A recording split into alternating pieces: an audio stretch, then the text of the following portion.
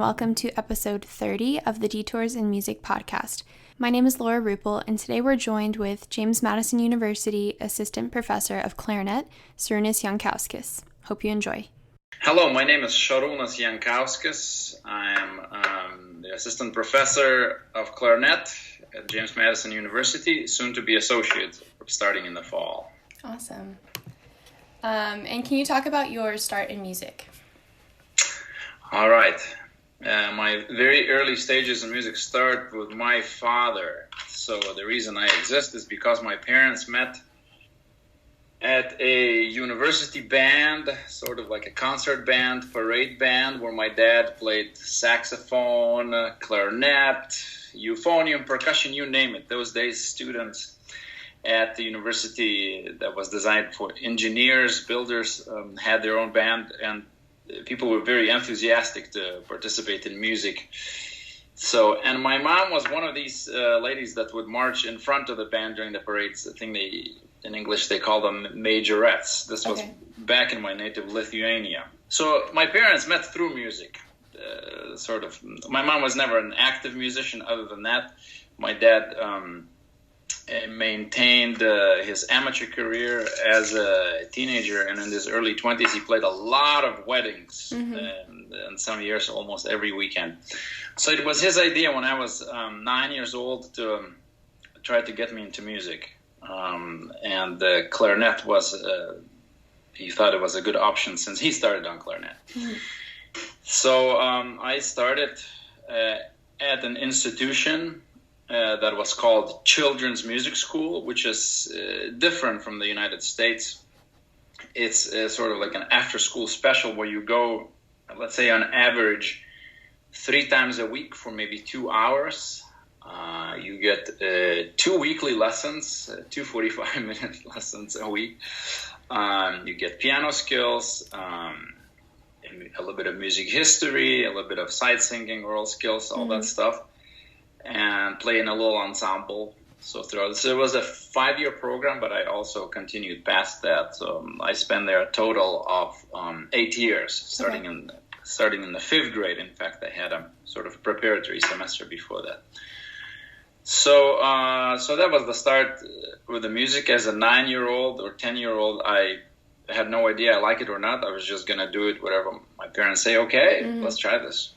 And it was an interesting situation where during my 3rd year at that program, they hired a guitar teacher. And me and one of my classmates decided, hey, let's take some guitar lessons. Maybe we can have a band. And then it happened. So I started, I got a lot into the guitar and started really paying very little attention to clarinet. During my 10th and 11th year, 10th and 11th grade in high school, I only played the guitar, and I was going to be maybe a classical guitarist, maybe with a little bit of jazz, and that was sort of the idea, that I will finish high school and go do guitar things. But clarinet was always there, just a little bit. I played in a small ensemble. I maintained very, very little practice, just keep with it. So, but when we went to the capital city, Vilnius, to look for options to take maybe some private lessons with teachers to prepare me for conservatory training and this and that, a person who helped us was one of those band directors who was my dad's band director when he was in the student band. And I was very diplomatically, very mildly persuaded to think, hey dude, maybe clarinet would be a better option for you in the long run. And there were a couple of people there talking at the conservatory backyard, and overheard that I studied clarinet, but I want to do guitar, and they were like, hey, maybe clarinet would be better. This band director showed his office showed all of the great travels that they do with their that band was at that time was the equivalent of the president's own, that he was the director. We're talking 1996 here. It was the top wind ensemble in the country. So, and I was thinking, wow, maybe that would be more interesting. So it was that summer before my senior year where I was at this crossroad where I had to make a decision between clarinet and guitar, and I was like, okay. Just purely based on my intuition and what would be most successful, I decided to just come back to clarinet. Yeah, and then I studied at two different institutions back in Lithuania before coming to the United States, where I got my 3 degrees here. And now at university, my second position as a full-time job. Yeah. When you were growing up from that age, like 9 to 18, did you realize you actually wanted to pursue music past high school? It was hard to say. Maybe somewhere in the middle of the 10th grade. Okay. Yeah, early stages of high school, because I was thinking what would be my options, and I just did not want to sit. Like to say, music professors, we end up sitting a lot in our offices, but at that time I said, I don't want to sit in an office. I want to do something interesting. I want to do something that has an opportunity to break the routine. Also work with people. So that was around the time, and slowly but very steadily the thought evolved into the thing that no, I cannot do anything. It has to be music. When you chose clarinet, kind of like on a whim a little bit to pursue instead of guitar, was there also a moment with that when you realized that clarinet was the right choice? Yes. There was never 100%. I was never 100% convinced that clarinet is the right choice. I probably would have been happy with guitar. Ironically, I had this that summer when I was thinking this or that. I had let's say a piece of paper where I would write down all these great compositions for guitar that I would never get to perform. I was like, what would I miss? Yeah.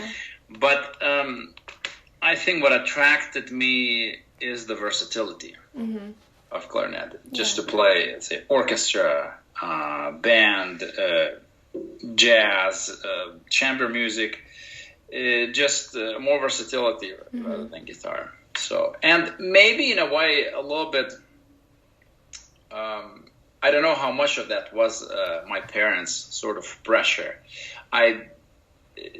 They were very flexible in terms of what would I choose, but I think maybe somewhere deep in me, intuitively, subconsciously, I was like, hey, maybe my parents are right too. So, and just simply income also. What income would I have over the long period of time? So playing one instrument or the other. Yeah. That band for the country, kind of the president's own, but for Lithuania, was that attached to a university? No, it was not. Okay.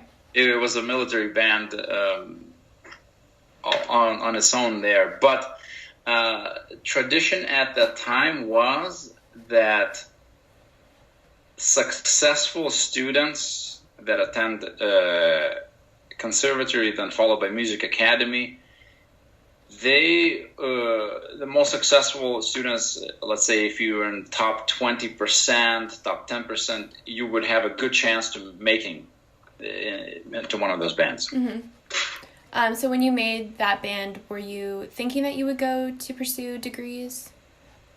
So I did not make that band because after 3 years of my studies at the Academy of Music, I fled to the United States. Okay.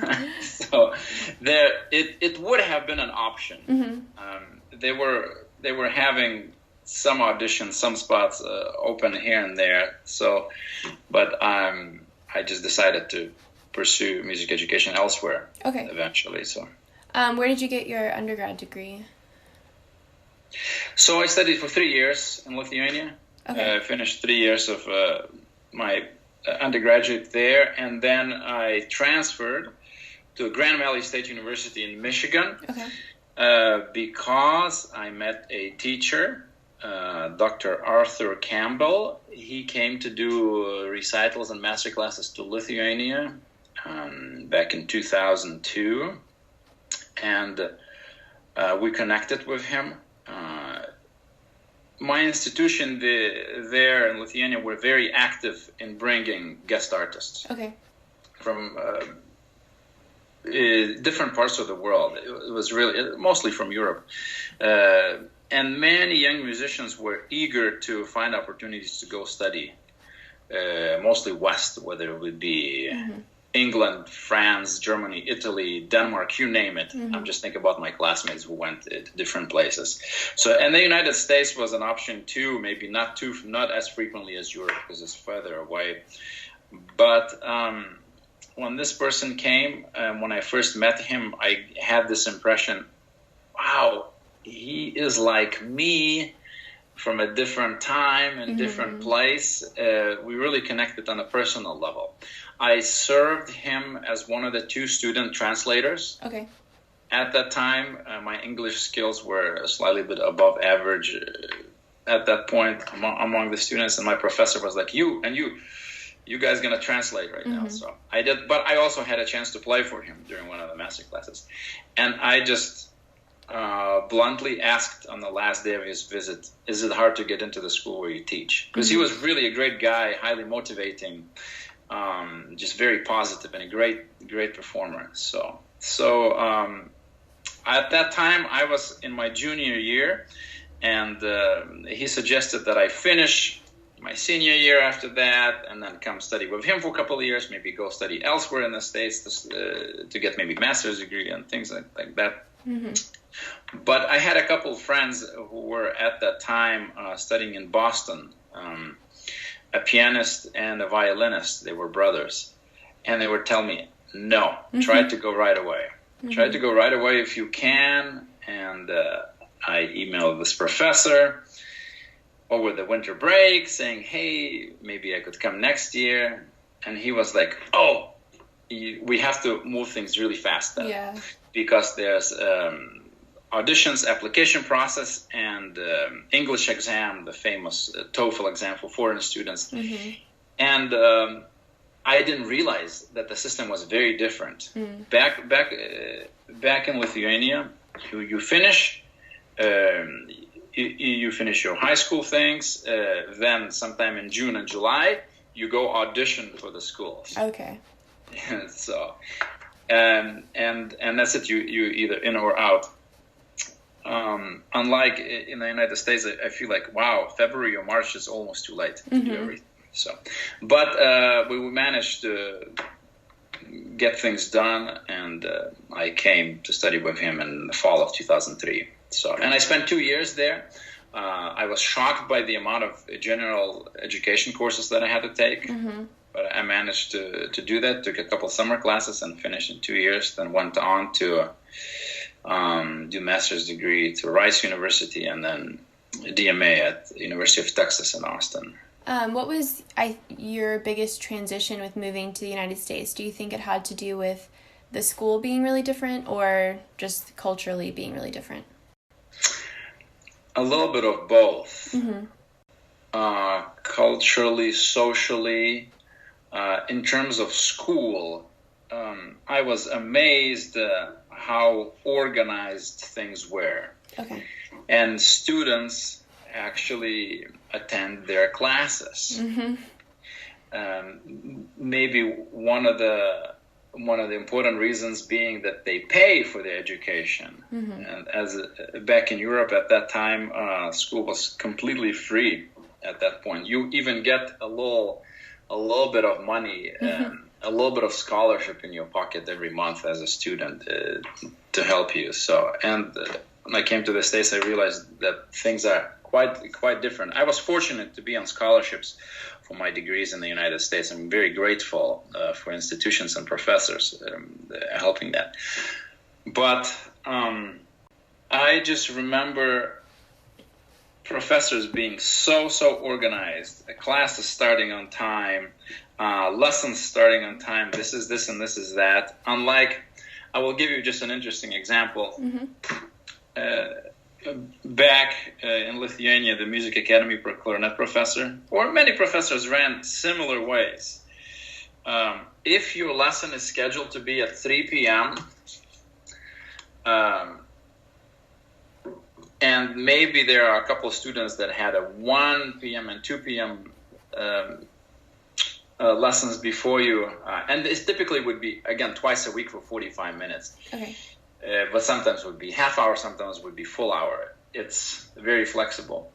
Sometimes professor would be behind with 1 or 2 students at 3 o'clock. So if you come at 3 o'clock, your lesson may not start until like 3:45 or something. Because you sit there and he would still be working with other people. It was just a very different story. Yeah. So, I was grateful to recognize that education is very structured. These are the classes you need to take. These will be the exams. This is what you need to do. It was very, let's put it this way, the whole interface of an American university is very user-friendly. Okay. So everything's laid out. I think that minimized option for any kind of errors. And then, of course,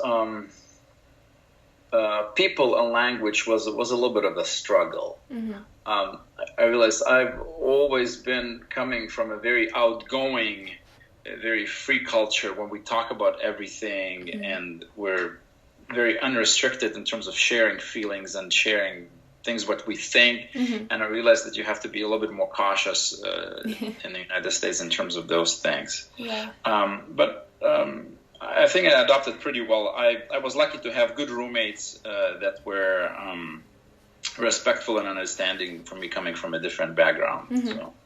And in terms of music, things were different because I realized there's a lot of people who are doing music education degrees, and they were not always as strong performers immediately when they enter their freshman year as people would be back in the Academy of Music where I studied before. Okay.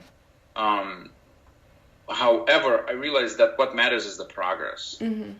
During the course of 2 or 3 years, people would really become better at their instruments and gain a lot of knowledge. So, as a player, what's something that you struggled with in general during your 18 to 22-year-old self? As a player, a few things. So first of all, I still struggle with this until today, and I think it's a never-ending quest. But especially back at that, it's just one important thing for all musicians and to me, it's tone. Okay. Tone, the sound, finding your own voice. Almost never feeling like I want to sound the way I want. A part has to do with wrong fundamentals. A part has to do with not having enough knowledge of equipment. Having this image of how I want to sound, but not being able to do that. Okay. So, and I will say over many years, let's put it this way: I will be turning 40 in a couple of months, but I feel like I finally found some kind of frame, some kind of reference point of my tone where I wanted to be. Maybe 4, 5, 6 years ago. Okay. Well, but while being a student, that was really a struggle because I had a strong idea what I wanted to be, and I always felt like I sounded very thin. Okay. On clarinet. So, and then eventually found my way with that. But also there were a couple other things. I think many students struggle with that. I frequently felt like I never felt deserving enough to be good. Like even I work well, I'm like, no, I'm not good enough. It's not me, it's everyone else that are deserving success, you know, and what is success means. And frequent thoughts that I would not make it, that I would not find my place in music, that I would not progress enough, that like what will success be? So and really the most important turning point was those 2 years at Grand Valley State University with my teacher, who was so positive and so motivating, and who basically told me, you can do anything you want, and don't let anyone tell you, don't let anyone to discourage you. So a master's degree, doctoral degree afterwards, some competitions, some music festivals, connections with people, and as a young musician, slowly build your resume and then go find your way in the professional world. At that time, what was your definition of success in music? To be able to share music with people at the high level, to be able to make living, as simple as that, and to define what I want to do. Let's put it this way.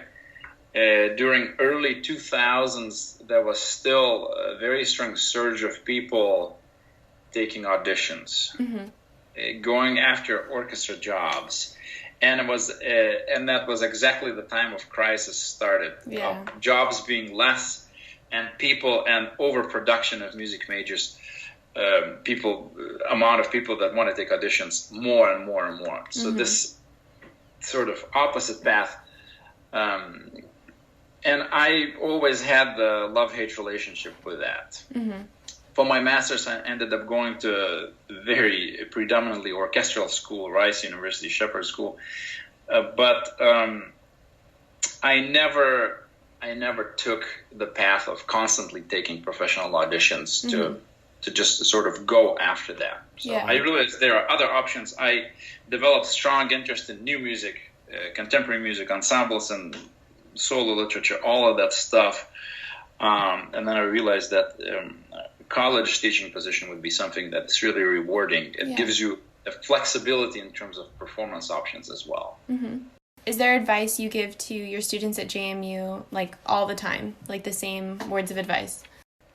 I try to tell them the same things in different words, but if advice that would be recurring, not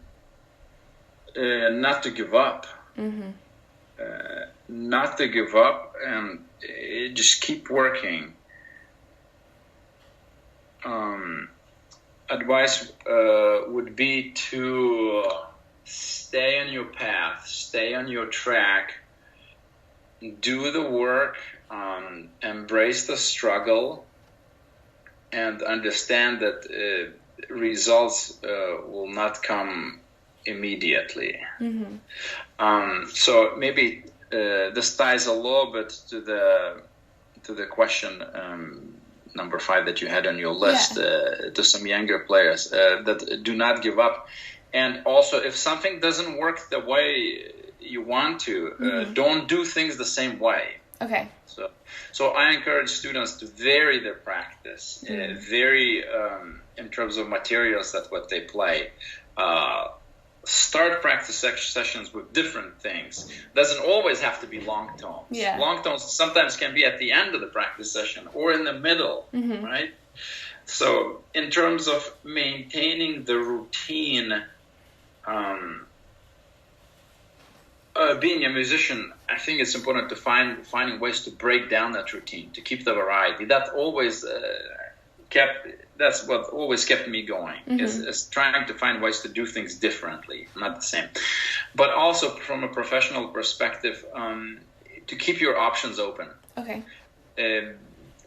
And if someone finds that music is not for them, it is better to be honest with yourself rather than try to convince oneself, no, because I want to be a musician. In my case, I had a few crises when I thought, I'm not sure if this is for me. But there was this sunk cost fallacy where I would think, I have invested so many years already, I can't fail anymore.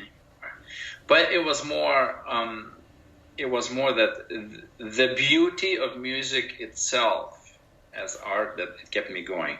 And I try to tell students also a lot that you cannot just practice and try to try to stay motivated. You have to feed yourself with music. Mm-hmm. You have to know the cultural and historical contexts. You have to simply listen to music, listen to a lot of music. And it doesn't have to be only, clarinet sonatas from the 19th century. Mm-hmm. We're talking all kinds of music, and classical and popular, jazz, world music, you name it, mm-hmm. just to understand what it is. Yeah. And listen from enjoyment, entertaining perspective, but also from analytical perspective, see just how music works. Mm-hmm. So, yeah. Because I think it's very easy to, for young musician students, it's very easy to fall into the pattern where they only do what they're being told, mm-hmm. maybe what's going on in history or theory classes, and lessons repertoire.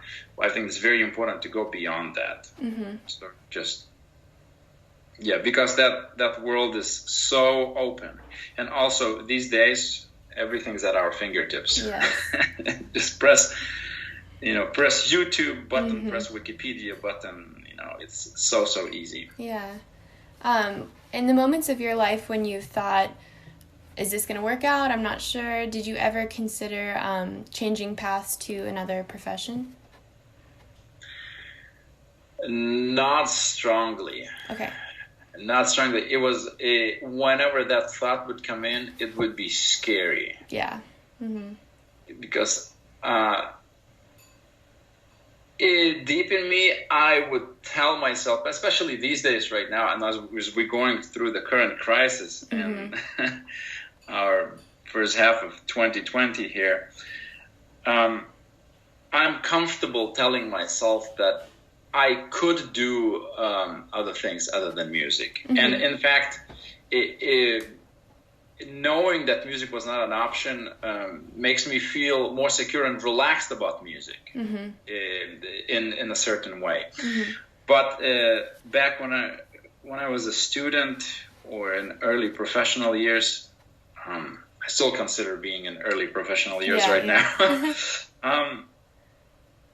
And there has not been a lot of thought. I thought that music as art itself and music education as a process mm-hmm. gives enough options. Let's say if I would not be a performer, maybe I could be an educator, and if not that, maybe I would be some kind of entrepreneur mm-hmm. or something, or administrator, something, but never depart from music. Yeah. That's exactly how I feel when people ask me what my end goal is. It's like, well, I mean, this field to me seems so big. I just want to get into it really any way I can. Mm-hmm. Yes, exactly. Well, I will say maybe to refer to one of your other listed questions. Yeah. One other area other than music would be something related to geography. Okay. Either geography, maps, cartography, maybe ecology, something with nature, mm-hmm. plants, animals, people, world, places, that kind of thing. Okay.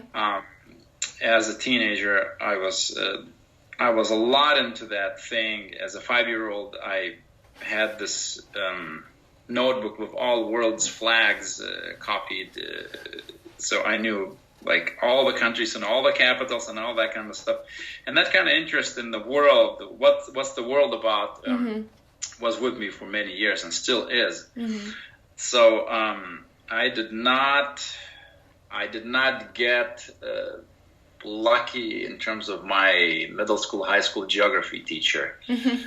We had a little bit of the clash here and there, and I think that's what sort of pushed me up. But that geography option was very, very close second to music. Okay, interesting. So at some point, yeah. Looking back on your musical career, are there moments where you can pinpoint that your career or your path took a detour that you weren't expecting? I think most important things, what happened in terms of young music career is meeting certain people. Okay. Meeting certain people and being ready for opportunities. Mm-hmm.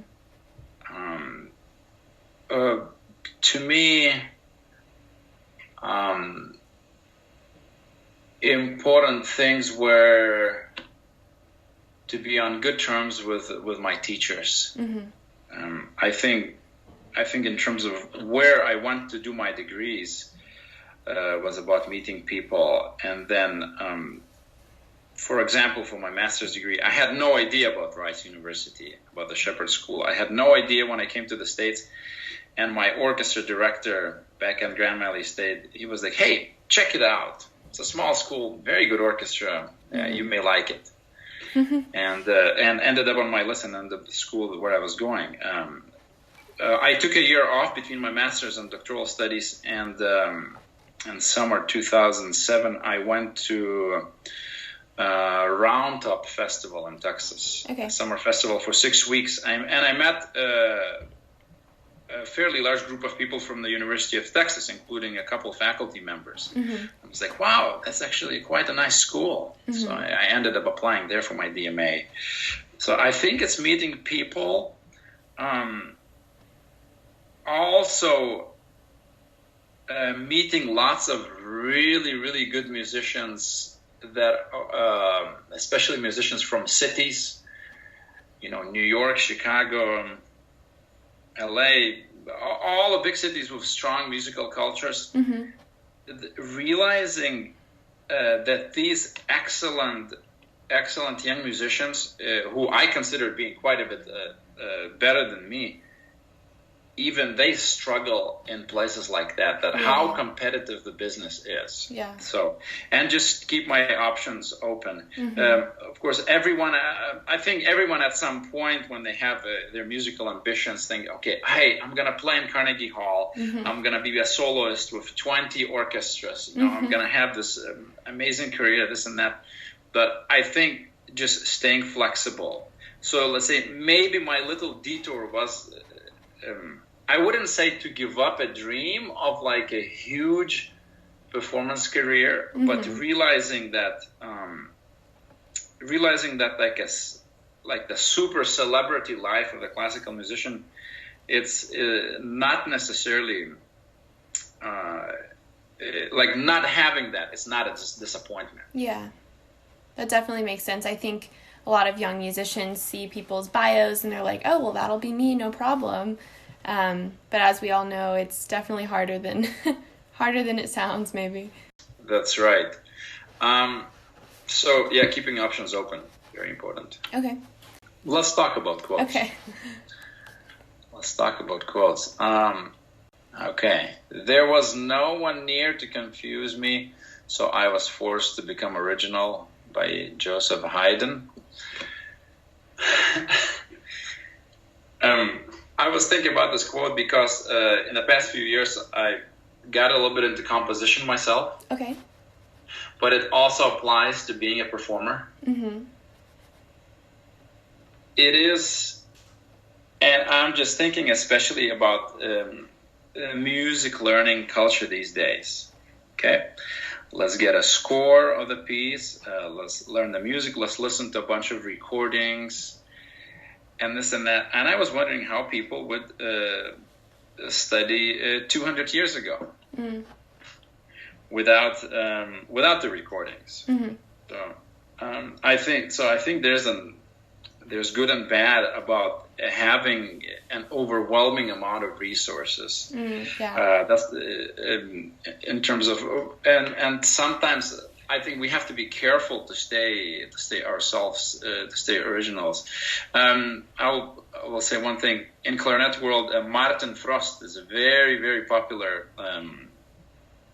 performer, a very, very popular personality, such a dominant force, I will say, just because he's a classical and contemporary artist, but also goes into other things a little bit too, like jazz and world music.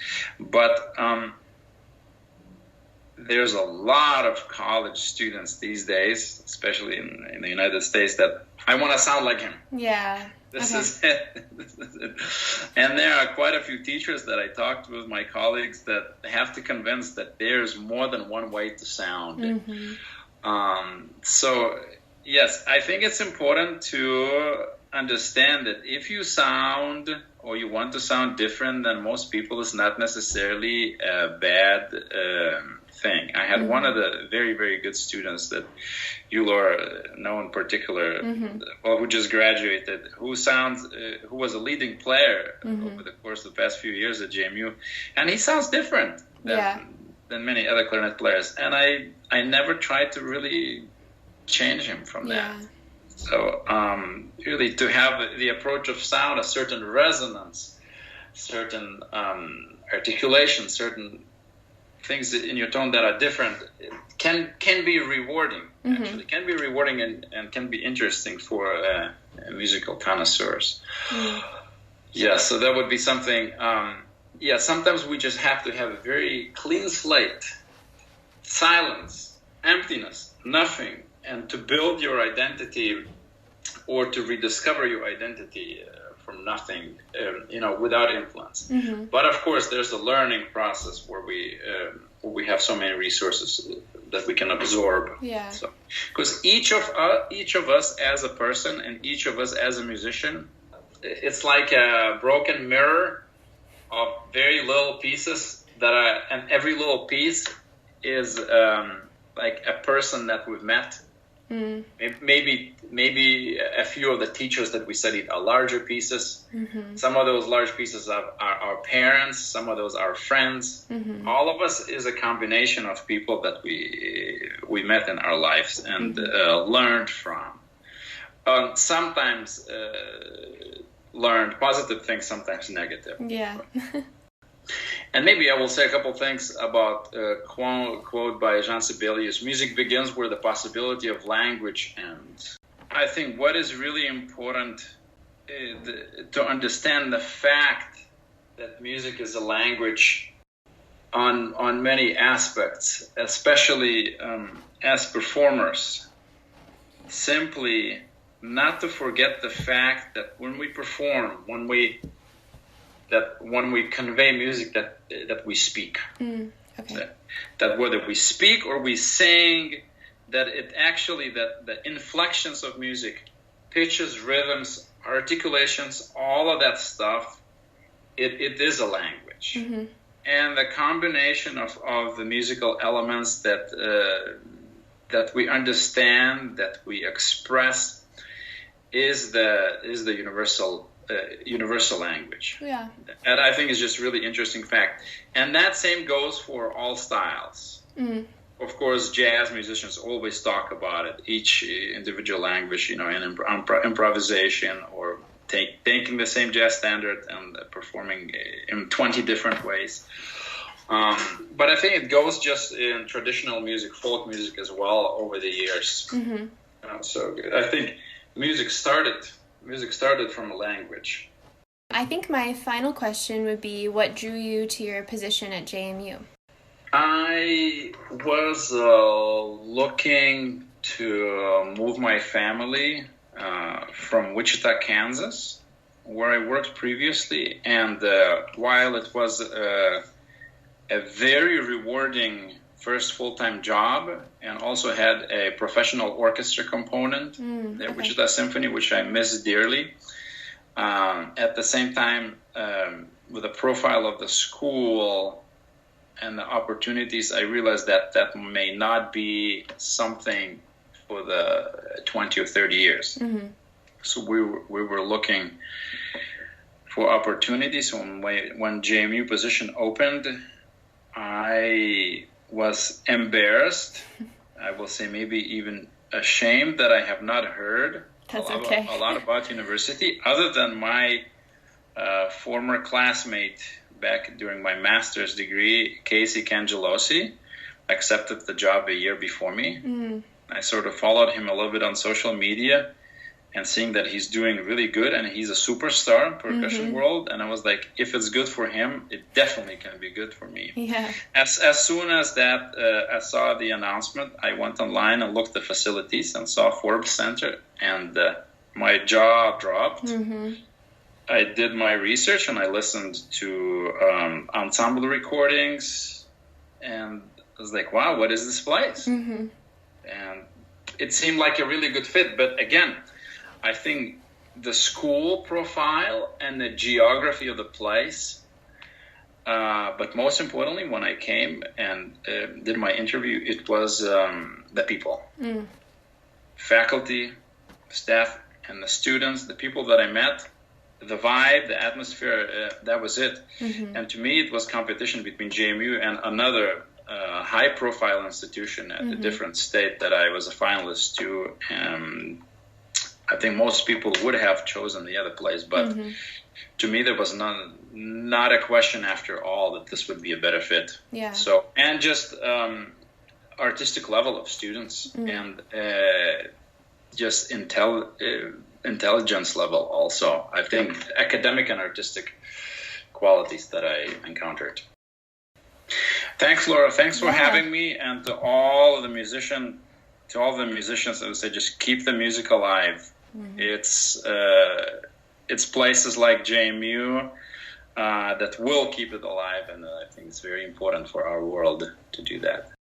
I really enjoyed speaking with Dr. J for today's episode. One thing in particular that he mentioned that stood out to me was talking about varying your practice routine. For a lot of music students, the idea of a consistent routine is the very most important thing in our minds, but like he said, if you're doing the same thing all the time and you don't like the results, maybe try something different. Put your scales at the end of your practice and see what happens with that. To listen to more episodes of the Detours in Music podcast, I encourage you to subscribe to our YouTube channel, follow the Instagram page at Detours in Music podcast, and on the first of every month, we have new episodes released on Spotify and Apple Music podcast apps. Something new this week is the Detours in Music podcast Facebook page. I encourage you to like the page, and we will have posts about each upcoming episode on there, and you can like and comment on those posts. Thank you for listening, and I hope you hear the next one.